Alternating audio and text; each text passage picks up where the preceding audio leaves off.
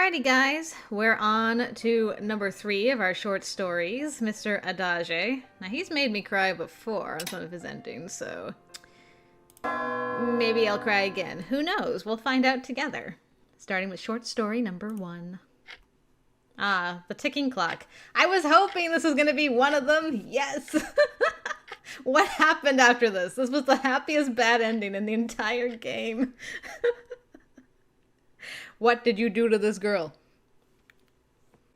The longer you live, the more strangeness you see. Seeing Inez leave the Sanctuary District, for example. And hiring this woman. With one elbow on the table, I watched you set down the food. Cyrus to Stella. We'd both come here as convicted criminals. Also, just want to say, ADAGE, thank you for blessing us with your beautiful theme. Much appreciated. The first time I'd seen her, she'd been lying by the roadside. Fate decreed later that she'd become my assistant. I would have laughed if someone had told me that at the time. I can't believe I'm looking after someone. My own issues had always been a lot for me, and now this. As I grumbled, the rest of the food appeared in front of me. You sat down on the other side of the table. Before me, I found a cup of water, salad, and an omelet. That's right, our girl knows how to cook in this one. As promised. And true enough. You must have heard. You asked me what I meant. An omelet. I didn't think you could make one. You thought I was lying? I guess so. You gave me a disappointed look, but said nothing. I didn't think she was lying, to be honest. I looked back down. Well, why'd you say that, you dum-dum? It looks normal. As far as looks went, that is. Perhaps it tasted like swamp water. Rude. Not that I'd tasted that before. I took a spoon and wished her bon appetit. Sure. Bon appetit. You said after a moment. What was that? Why did you hesitate? You looked away for a moment before giving me an apologetic look. I didn't think you'd say that, ADAGE. She hadn't wanted to say that. Apparently I wasn't taken to be the kind of person who said something before eating. I wasn't a masochist, but it was better to hear it straight than getting some lame excuse. I guess I don't seem very cultured. No, I think you do. You're sort of a doctor, after all. Sort of. I'm not licensed anymore, but... Okay, I guess that means I'm not a doctor anymore either. Our spoons clattered against the platters, as I said. Anyway, being a doctor and knowing basic courtesy are different things, right? I was told to say it when I was a kid. That's all. Got it. I asked that as I scooped up some omelet. It was fried well on the outside, but the inside was soft and only half solid. I had to take care not to spill anything as I ate. Hot. That was all I tasted at first. Perhaps I should have allowed it to cool somewhat.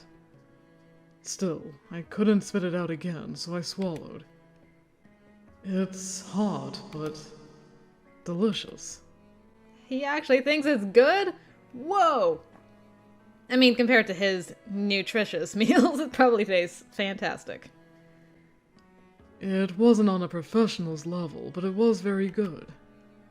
Damn, I thought. The woman is talented. Oh, and he's starting to fall again. How is it? I'd only eaten a little, and she already wanted my opinion. So impatient. It's all right. I tried to add more to that, but failed. It was fine, I told myself. She was my assistant, after all. Too much praise was never good. It's way better than anything I can make. A passing grade. It's decent. I see. Good. You smiled happily and ate. Why is it you can only make omelets? It's all Ina's taught me. Huh. That's a strange memento. Why omelets, though? How had he taught her to do that? Whatever, I thought. Being able to cook is good. I can't cook myself. You can heal others, but you can't cook? Are you dumb? Those are two totally different things.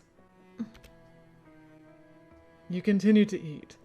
I could tell you didn't accept this explanation. ADAGE, you... Just eat, I thought. But no, you looked up again. ADAGE, you must have had a good upbringing. What? I'm bad at courtesies. I often made trouble for my parents. You gave me a broad smile. You have a foul mouth, ADAGE, but you can do those things if you want. Calls him out. A good upbringing. They hammered those courtesies into us at the orphanage. Okay, so you didn't learn it from your mom or dad. Not having parents is not a good thing in the Heights. They had tried to prepare us for society with the most impeccable manners. I'm not going to talk to her about it, though. We'd only known each other for a few hours. That kind of stuff was off limits for now. Oh, so you intend to tell her at some point. Besides, there weren't many light-hearted stories. You speak properly, but you're still rude. What? You gave me a surprised look before seemingly pondering this. If I offended you, I'm sorry. I'll try not to do it again. I don't mind. Just stay the way you are. I prefer it if people say what they mean. All right. You nodded and held out your hand towards me. You want my omelet too? No. Let's shake hands. Shake hands. Yes. I'm grateful to you for hiring me, but I don't think I ever said that. Huh. I found the whole show kind of annoying, but held out my hand. Thank you for hiring me. I'll do my best. Sure. You're going to be doing a lot of different things. I shook your hand. Your hand was much softer than mine. Mm-hmm. A woman's hand, I thought. Mm-hmm. I'll do my best. It was almost like a job interview. We were a man and a woman alone in a room, but there was no sexual tension. Why does everything have to come back to sexual tension with you? It doesn't matter. It could be, we're having an omelet and shaking hands over like, this is a good transaction we've started. And you're like, there's no sexual tension. Which implies that there's sexual tension on your part, sir. It's that stiff honesty of hers. You're a lot like Inez. What? At least you're a woman.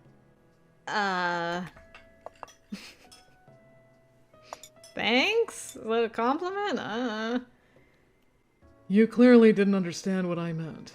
I started to eat again. Eat, my assistant. Work is waiting for us. Okay. How many years has it been since I lived with someone else? I watched you eat in a hurry and drink from your water cup. If she was a dazzling beauty, maybe things would be different. She's even kind of short. Maybe you're just a giant. Oh no, wait. ADAGE is the same height as my husband. Never mind. I just remembered. Trivia zoomed into my mind like, oh wait, no. He's 5'9". He's not exactly, like, tall. He's average height, so I guess Cyrus must be short. But I think you're into it. If you're thinking about this, ADAGE. With her as an assistant, I didn't think I would be very distracted or prone to uncontrollable urges. Mm-hmm. It was going to be fine, I thought. Mm-hmm. Sure. Yeah. Totally gonna be fine. Yeah, they're totally still getting married in that ending. It's just a matter of time. It's just gonna be without all the glissade nonsense, because glissade is MIA somewhere, which I'm okay with, personally. All right. What's going on in short story number 2? This is a kid one. Great. Blurg. In the orphanage, I'd often been called not cute. But he was adorable. We saw the picture. We saw the picture of him. He was adorable. I think I really wasn't. The employees were just doing their job. Raising us was no more than that. A job. If anything, affection made it harder, not easier, and paid the same. As long as I caused no trouble, I could do what I wanted. Oh, it's so bright. One afternoon, I snuck out into the city. I had no particular reason. I just wanted to taste the outside air. ADAGE! Wait! I heard my name and turned around. A woman stood there glaring at me. She was the person I wanted least to find me. She was an employee. A woman tall and slender. Her hair was short like a man's. I've forgotten her name, but I didn't like her. ADAGE, answer me! What's up? Slap, she struck me on the cheek. Sorry. The woman sighed and nodded.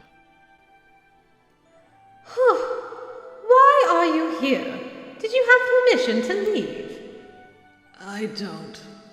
I was being more polite, but I had to tell the truth. I braced myself for another strike, but she only sighed. Why are you here then? She asked and fell silent. Did I want to tell her or not? I hesitated before opening my mouth. I wanted to see my home. Home? Where I used to live. I didn't like the orphanage, but not enough to run away. My instinct had drawn me to my old home more than anything. Some subconscious part of myself had wanted to go back and pulled me out of the temple. ADAGE, your home. I know. It was sold and someone else lives there now. I was told. I know. So they do sell houses up there. How long did it sit? I've got questions. But it's all I have. It's the only home I have. ADAGE. She took my hand. It was unexpectedly warm. Your home isn't outside the orphanage. Yes. Let's go back. Come with me. Yes. I whispered almost inaudibly. Apparently she had heard and walked away. It's my day off. Do you mind if we take a little detour? I was a child. There was nothing I could say. I followed her. Where are we going? To a chocolate shop. Chocolate. She saw me pondering this. You do know what chocolate is, right? I've heard of it. My father used to say it's bad for my body. Eating too much of it is bad for your skin, but small amounts aren't a problem. I should buy some for you as well. Are you sure? Yes. In return, you won't tell anyone I bought chocolate. Do we have a deal? Is it a bad thing to buy chocolate? No, but I'm not supposed to be the kind of person who buys chocolate. I don't want the other staffers to know. She squinted at me. She always looked so masculine to me. I'd never seen her smile before. She looked completely different from my mother, and yet she seemed to resemble her just the same. Chocolate. What does it taste like? Happiness. Hard to imagine. You'll see. I've forgotten what the chocolate tasted like, but it was good. Aw. It's one of the few good memories I have of my time in the orphanage. I rarely get to eat it, but chocolate is special to me. I would never have figured you for that, ADAGE. That was sweet. Sweet like chocolate. Bittersweet, maybe even. Okay, and then maybe this is gonna be a short story involving ADAGE and Inez? If we go by like how Elkreed and Ulrich's short story number 3s went? 1327. A meaningless number to anyone else. But to me it was unforgettably meaningful. I looked up at the clock. It was exactly 1327. The man I'd killed had died exactly a month earlier. Interesting. Oh, right. I keep forgetting that he was from the Heights originally and killed a man to be sent down. Well, killed. The Heights never had what I was looking for. I decided to go to the depths, figuring there was no reason to stay. But I was just a doctor with no real career. The only way for me to go was committing a crime. It had to have been a serious one, too, with no room for extenuating circumstances. Doctors had a high status in the Heights. Small crimes were often swept under the carpet. Interesting. The same had happened with my crime. I'd admitted all of it, and still the deliberations had continued for a month. What a waste of tax money. That, too, ends today. I'd been told that I would be sent to the sanctuary district at nightfall. I would be a criminal officially. They talked to me about penalty reductions so often. Even the people who were supposed to help others were just a box. You could open it to find the rot. Finally, I would be able to leave that dump. I was relieved. Not that I know what I'll do down there. I'd managed to survive alone until then. I figured I was going to be fine. And even if not, nobody was going to weep for me if I died. A life would be snuffed out. There would just be yet another corpse. Nothing else. The life of an outlaw. I smiled at the thought. It wasn't going to be fun, I knew. Will I be successful? I hope so. I heard footsteps. It was time. They sure made me wait. Let's go, I thought, to the foreign land where I would die.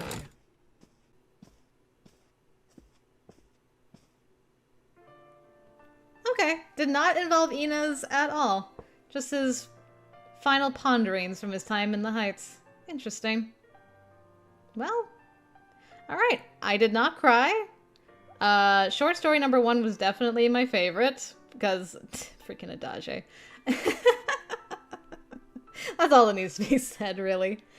Alrighty, well, that is it for right now, guys. Next time we'll catch up with Inez and see what his short stories have for us. Until then, I will see you later.